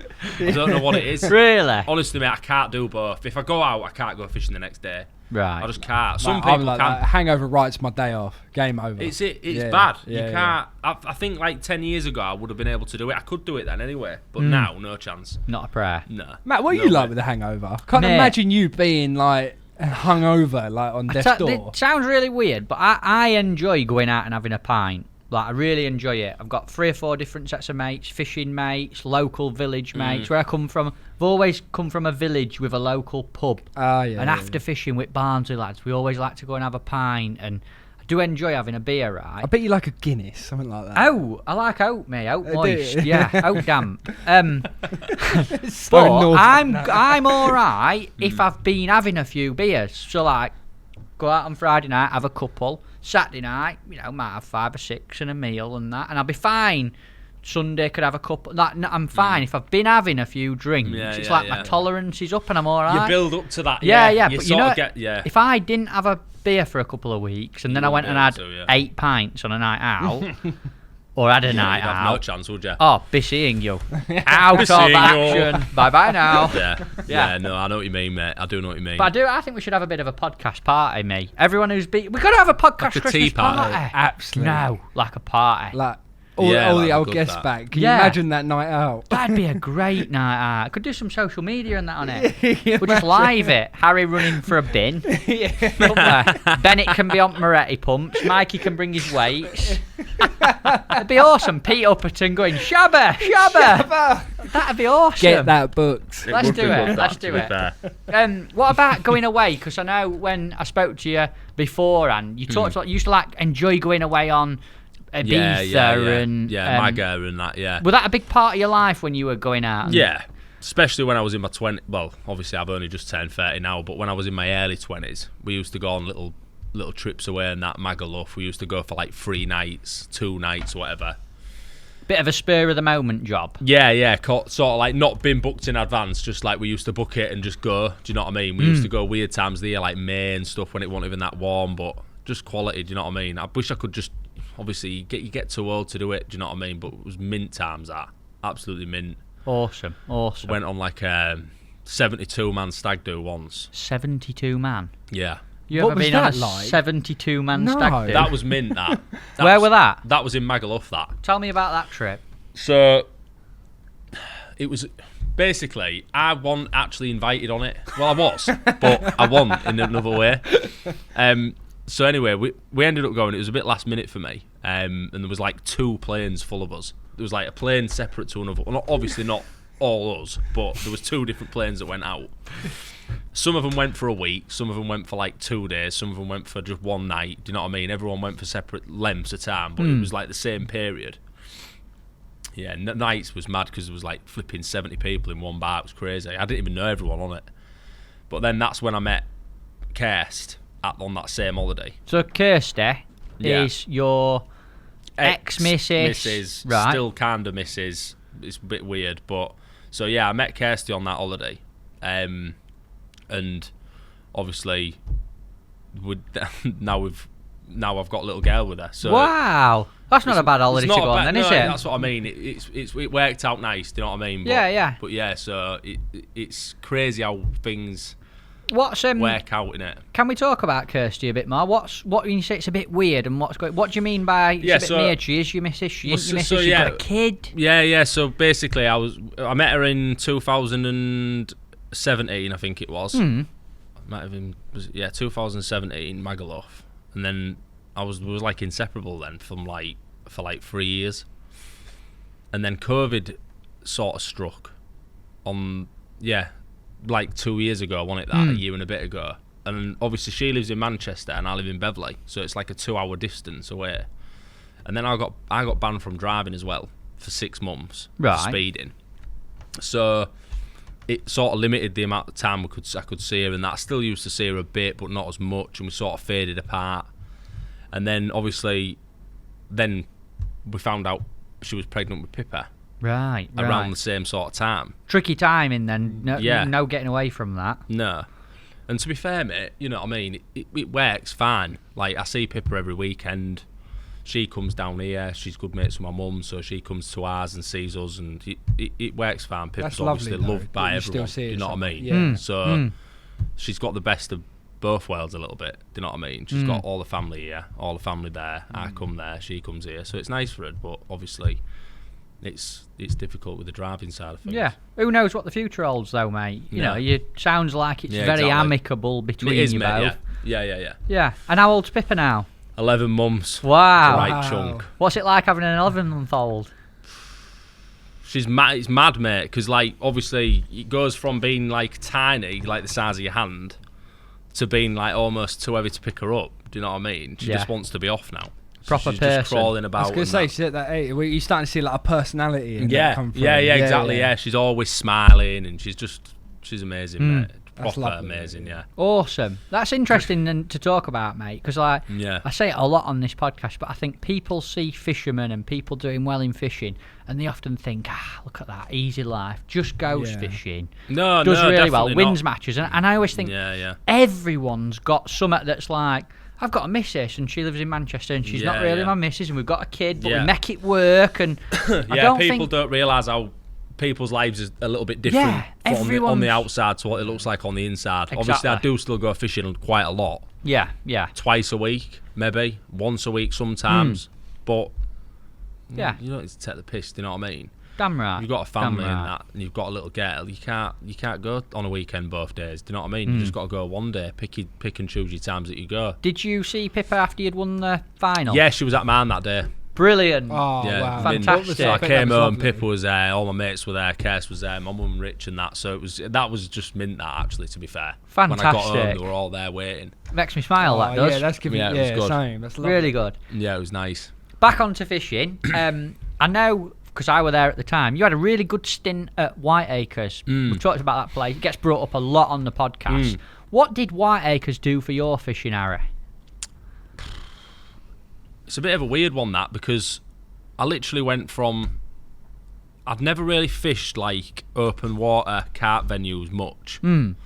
So I used to go to Moorfields in Goole quite a bit, which is a completely out and out just snake lake. And what it was, I think the first time I fished a festival there, I went down with Scott Rispin. Yeah. Me and Scott went down.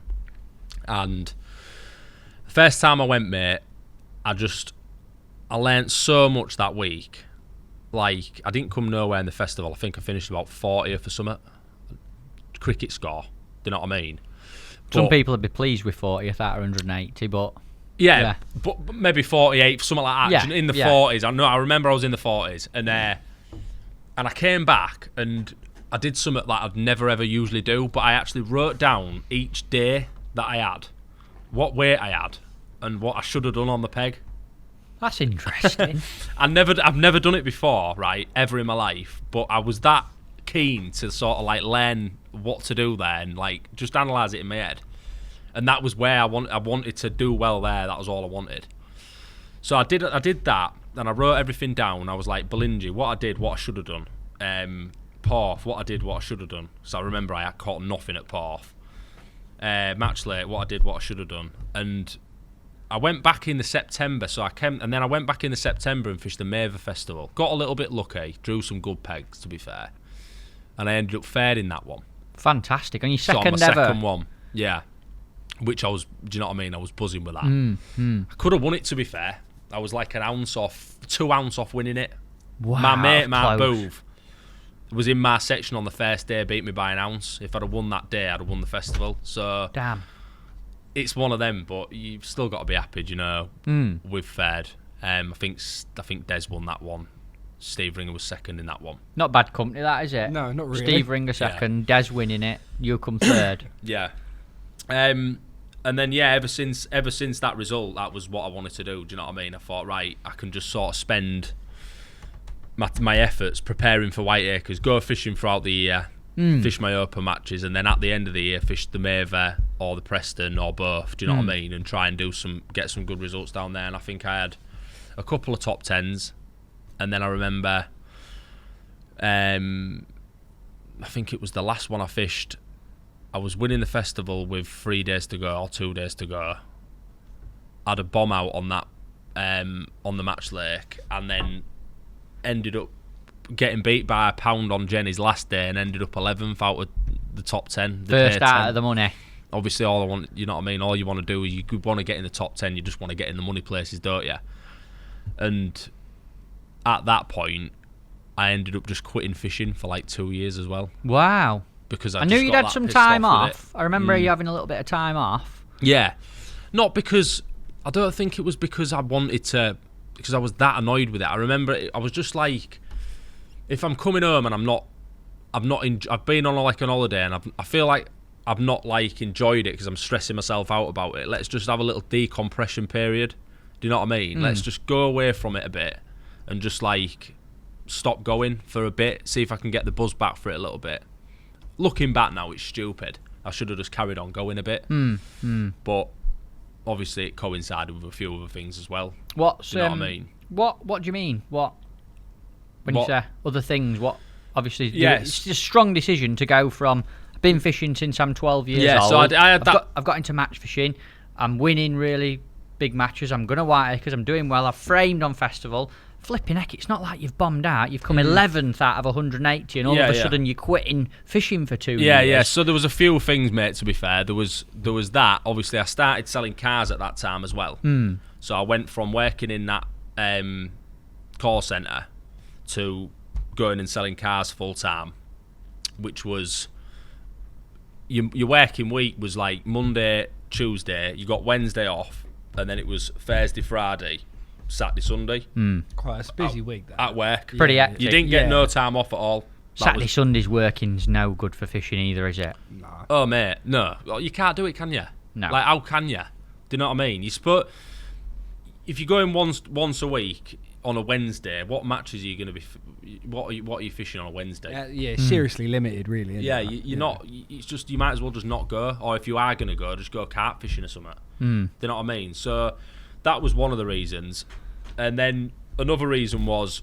it was about the same time as when I met Curtis. Yeah. I went through a really bad couple of years in my life we got back off holiday and my stepbrother had moved back into our house. Right.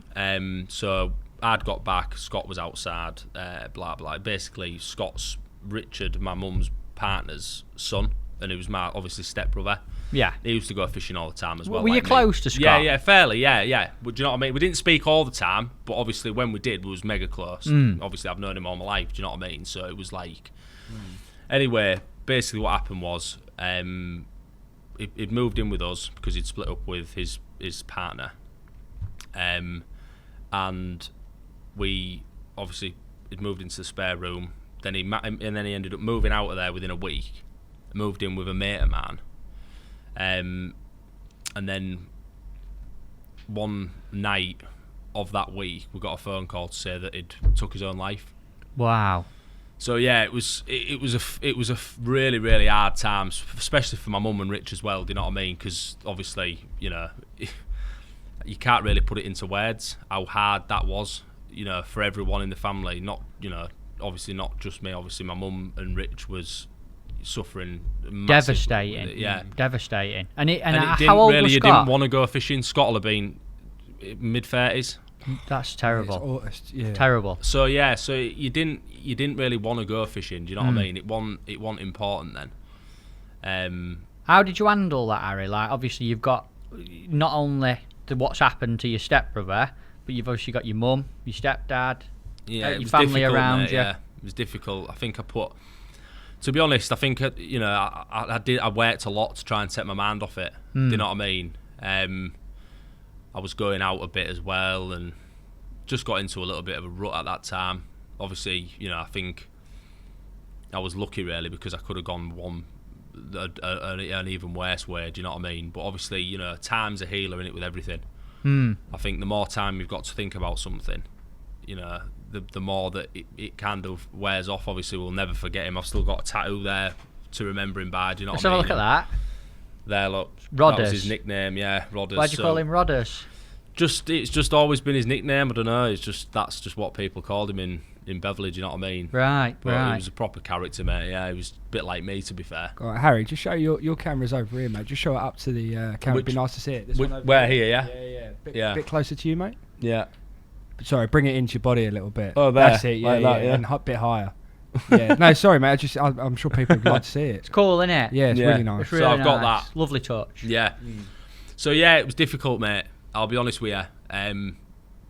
Probably the hardest 2 years of my life, really. Mate, understandable. I know, Yeah. obviously, you talk about Whiteacres affecting you quitting fishing. It sounds to me like that kind of thing happening is a lot more impactful than a bad match at Whiteacres. And Oh yeah, 100%. Yeah, Yeah. it was. Yeah, it wasn't just to do with that. Obviously, there was other things involved. So yeah. How what happened after that? How did you get through it? Because obviously, again, it's not a nice thing to talk about on a podcast, and we've had some quite hard-hitting, heavy stuff on some of them so far. But I like to talk about it because I know that there'll be people listening now that have had that happen. Yeah. So they know it's not just them that it happens to, and there'll be people in the future that have it happen. I think to. I can speak from both sides because obviously I've watched my stepdad Rich go through it, and obviously how he's come out of the other side really like amazing. To be fair, like the amount of respect I've got for him is just ridiculous. Do you know what I mean? I think you've just got to remember that you only get one life as well. Do you know what I mean? Like you only get one time on this earth. You're never going to get another chance to enjoy it. Do you know what I mean? So you can't dwell on the past too much. You've got to deal with everyone's going to get dealt bad cards in their life at some point. Do you know what I mean? It's just how you play them. Obviously, everyone's going to grieve at some point, aren't they? And things are going to get bad, but you've just got to keep your head on and try not to lose your head a little bit, you know, and try not to drink it away and stuff like that. Just remember that time will heal it in its own way. Do you know what I mean? And Yeah. It's not that long ago either, mate. You're talking 4 or 5 years ago when this is happening to you. Yeah, so it does take a while, but there aren't really many ways that you can say to you will deal with it in your own way. Do you know what I mean? Thank you for sharing it, No, mate. thank you, It's mate. all right, yeah. Really appreciate and respect that. No Thanks problem. a lot. Yeah, no problem. What's in terms of like your fishing now? Obviously, you had them 2 years off for various reasons. Yeah. Obviously, that one's one Yeah. of them. What inspired you to get back into fishing? I'm interested to know what the spark was that got you out of that and took you into, right, I'm going fishing again now. Yeah, do you know what it was? It was like so obviously selling cars, and I got a new job. I started doing commercial vehicle sales then, so I was working as a van salesman. So instead of working Monday, Tuesday, Wednesday, Thursday, Friday, Saturday, Sunday, I was working Monday, Tuesday, Wednesday, Thursday, Friday, Sunday, Saturday, Sunday off. Nice, So I had a full better for weekend. fishing. Yeah, that's much Exactly. better. And obviously, another thing was, obviously COVID meant that we was doing a little bit of working from home. I got fair load. I got back into it massively then. Bought some new gear. Obviously, you know, the more time you've got on your hands, the more time you can go fishing. Obviously, I'd always wanted to be fishing all the time anyway. Do you know what I mean? But the more time you have, the more opportunities you get to go. So it was that, really. That was the reason why I started going more. And now, obviously, I'm going as much as I ever was. Brilliant. So it was the change in work, I think, that was the main thing, definitely. Probably, although COVID's not been good for some people, sounds like it's Well, it's sort of been good the for spark. work as well. It's been like we've sold loads of vans since COVID started, because Yeah, yeah. obviously home delivery and stuff's got massive. Do you know what I Right. mean? Big, massive companies now are buying vans tenfold, whereas before they might have run 2 or 3. Now they're running 10 per site just to get these products out. So it is good. It's definitely Upward miles. spiral. Yeah. Not a bad one either, because No. back into fishing, having a crack at some qualifiers, qualified for your first ever big final and won it. Yeah. That's not a bad getting back into fishing, in my opinion, mate. Mate, No, no. Yeah, No. I just want to say, because I don't actually want to gloss over it. The fact that, Harry, where you've come from in such a tough point in life, and the fact that you, and many people will, and I really hope if anybody listening is struggling that they don't, because you're Yeah. such an awesome example on how you can come through something like that. Yeah. And then, like you said, get back into fishing, and you've gone and smashed it on the top level. And not only smashed it, you broke the record with the biggest gap between first and second. I mean, Yeah. you're just, mate, you know, you should be proud of that. It's a brilliant inspirational. example. It Yeah. really is, honestly. It's a brilliant Yeah, it's- example how anybody struggling out there, just stick with it, because Definitely. you can turn that corner. So fair Definitely, play yeah. to you, mate. Yeah. Well done, Cheers, mate. Tob. Love it. Absolutely love it. Harry, I'm going to turn my emails off. Toby will be going mad at me. Ah, that's it Forgot now. about that, didn't I? It's happened a few times. I don't know if anyone's noticed. You haven't got a sponsor. No. You're Fishermania champion, and you haven't got a sponsor. No, Why haven't you got a sponsor? self-funded. I don't know, mate, to be fair. I think I don't really try to be that sort of... I don't post stuff on Facebook. Like, I think if I did have a sponsor, I would do that. But I'm not going to actively go out and try and seek one just to say I'm sponsored. Do you know what I mean? I think there's a lot of people out there that they don't want to be good anglers. They want to be sponsored anglers. And I think it takes your eye off the ball a little bit.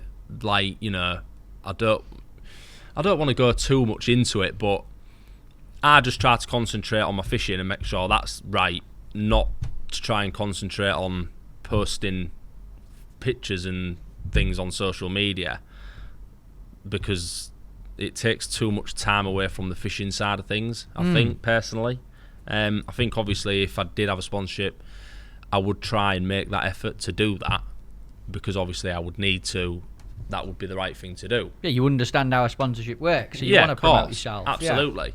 But why would I want to blow my own trumpet just for the sake of it? Do you know what I mean? I'll just let my results do the talking, and then people know anyway what my results are. Do you know what I mean? like about that? He reminds me of Mike Tyson. He used to just fight with no sponsors, black shorts, come in, just do it, smash it up and leave. You just come in, smashed up Fishermania, no sponsors, and just leave the I game like it. that. I like it. Yeah. There's a few people. Denty's a little bit like that. Denty does nothing on social media, and he says, "Look, if I'm sponsored, he's got a sponsor. Yeah, but I know, yeah. He'll often say like, Yeah. I don't need to like. I No, got to work to get my money. I can pay for my fishing, That's and I it. enjoy. Yeah. That's it. I mean, that's what I mean. It's not like, I mean, 9 times out of 10, I'll feed like 2 bags of pellets. Do you know what I mean? It's what's that? £8? Not even that. £7? £3.50 a bag, and then you're feeding. You know, you're buying hooks and line and stuff like. And it obviously it would help massively, but it's not something that I would actively go out and seek to try and get before I had the results. Do you know what I mean? Some people wouldn't have any. Yeah. What's your take? You mentioned social media and the fact you don't really post your results and stuff. What's your take on fishing social media at the minute? Because it is right at its, it's as big I think it's as great. it's ever been. I think it's great in some ways. The videos are fantastic. Like, I even watch the videos all myself. So, like, do you know, like, I love the videos on YouTube. I think they're great because it helps people as well, doesn't it? And if people are bored, I don't really want to watch Coronation Street personally. No, I I'd don't. rather just go on Much YouTube prefer EastEnders. or Emmerdale. Yeah. But I'd rather go on YouTube and just watch like a fishing thing or a podcast or something like that. Because I don't know whether that's boring or not, but This one will be. no, you know what I mean though. Like, that's what I do. So I think the videos are mint, but I think some of the stuff's a bit silly personally. Some of the posts that you see, like 5 pegs and that, and What do you mean 5 pegs? well, some people will win a 5 pegger and it'll be all over Facebook, get 100 likes. It's like, I don't really need to see that. Do you know what I mean? I'm not going to start deleting it, but I think, each to their own. But I think, I think there's a time and a place to be putting blogs on and that, and Yeah. do you know what I mean? Yeah, But of course I do. Everyone fishes at their own level, don't they? So some people, want to put that on, and some people might want to read about it. Yeah, this is your opinion and what you It's think. just my and- opinion, yeah. Yeah, exactly. But it's too many people out there trying to just do it to get sponsored, and I don't think it's right, personally. Your number one focus is obviously and clearly your fishing. Yeah, And I like that. And the fact that you've won Fishermania proves that yeah, you are not doing much wrong, having that attitude, in my opinion. Not at yeah, all. I think it's very, very sensible and true. yeah. Brilliant, mate. Cheers, mate.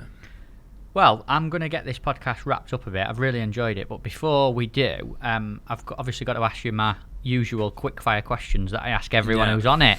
I'm not even teed you up for these ones. I normally say I do ask you a few quick fires. So I'm going to fire a few at you. I just want a pretty quick answer to them. I ask everyone them, Yeah, and Who we always comes take on? the first answer as well. Yeah. First Yeah, answer. alright. and only one answer. Yeah. One item in your seat box that you couldn't live without. What is it? Loop tyre. Loop tyre. Which one do you use? I think it's a ringers one. Like the swan neck one? Yeah. Like it? Like it? Pink. Why? And it floats. Does it? Why? Yeah, why? Why a loop tyre? Because I make a lot of rigs on the bank. Yeah, like it. So, not loads, but I do. So yeah, you've got to have a loop tyre. It's important. Loop tyre and a sharp pair of scissors. Are you quite prepared when you say you make a lot of rigs on Loads the of bank? hook lengths. Yeah. Like, I'll have like 10 boxes of hook lengths, but I'll have hardly any rigs. You tie your rigs on the bank? Yeah. Did you tie them on the bank on Fishermania? No. Oh God, I was Yeah, him, mate, man. imagine that'd have that. been a good statement. Yeah, I just tied them on the bank. just lads. done it here. I did actually do like a tray rigs for that. Did but you? I wouldn't normally have done. Like it, like it. If you could only fish one venue for the rest of your life, where would it be? Psych House in Doncaster. Nice. Nice. Bit of everything. You could do the silvers in The winter. silvers in winter and then just carp shallow in summer. Love it. I'm going to go on the Silverfish I Winter know, I've League seen there. you booked on it. Yeah, You'll can't wait smash for it. that. I'm going to tap you up for some information just to let you know. Who is the best angler that you've ever fished with? That's a very hard one, that. Tell me what you're With as in I've fished with them in like a team or just on the bank. Just or who you've been around. Yeah, the best one that you've fished the same match as them, you've drawn near them, you've been out with them, whatever that you've fished with. In your opinion. I'd have to say Dale. Nice. I'd have to say Dale Shepherd. Phenomenal angler. Yeah, Phenomenal. yeah, Quite quirky. Got a few yeah, traits and yeah. he's got a wicked personality. Just understands it all, doesn't he? I think Dale could do anything as well, if I'm honest. all the strings to his bow, hasn't he? I think if Dale went canal fishing, he'd smash it. If he went river fishing, would, he'd yeah. smash it. He's Yeah, fished yeah, for yeah. England. Yeah. Everything, mate. Dale Shepherd. Yeah, definitely. Love it. Love it. If there's one thing you could change about fishing, what would it be? I think do you know what I'd change? I'd change that. You couldn't. No, actually, I don't know. Go on, say it. What were you going to say? I don't know whether it's about fishing though. I'd just say like I'd change the weather, like so it was just 20 degrees all the time. I'm well up for that. I rate that. That's a good answer. I like that. Yeah. That's all I'd Obviously. change. Yeah. Bit of factor 50. Yeah. But just like obviously, but just no winter, just always nice and warm. Do you know what? That's a what I proper mean. outside the box answer. That. I love that. Yeah. That'd be lovely, wouldn't it? No winter. Yeah. No winter, just summer, just Crocs shorts. and sliders Yeah, all definitely, year mate. round. How mint would that be? Oh, that'd be awesome. You wouldn't have to worry about coats or out. It'd just be like, Yeah. be class, wouldn't it? You wouldn't really need any up lengths less than No. about 012. Would you? No light elastic. No, it'd be mint. A lot you of could shallow fishing. Yeah, you could literally just do no prep at all. No, couldn't you? I like that. Yeah, I can get behind that. Maybe Flat like calm, no Yeah. wind. yeah, That's it. Just maybe lovely. if it is going to be 20 degrees as well, like mid-match beverages from Yeah. girls in bikinis. Oh yeah. Things like that as well. Yeah. Just to Yeah, not just asking to for just too put a much. twist on it. Yeah. Yeah, I like it, mate. I think that'd be wicked. Best answer we've had on the 20 podcast. degrees. Yeah. Last but by no means least question. This is one a little bit different. Nicked it off my old mate Nigel, by the way. Love asking it. If you had to give someone who's never fished before some inspiration and advice to go and try it, what would you say to him?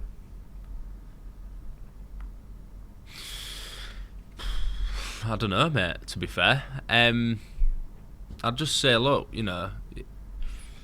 it's something that you can't really experience in any other sport.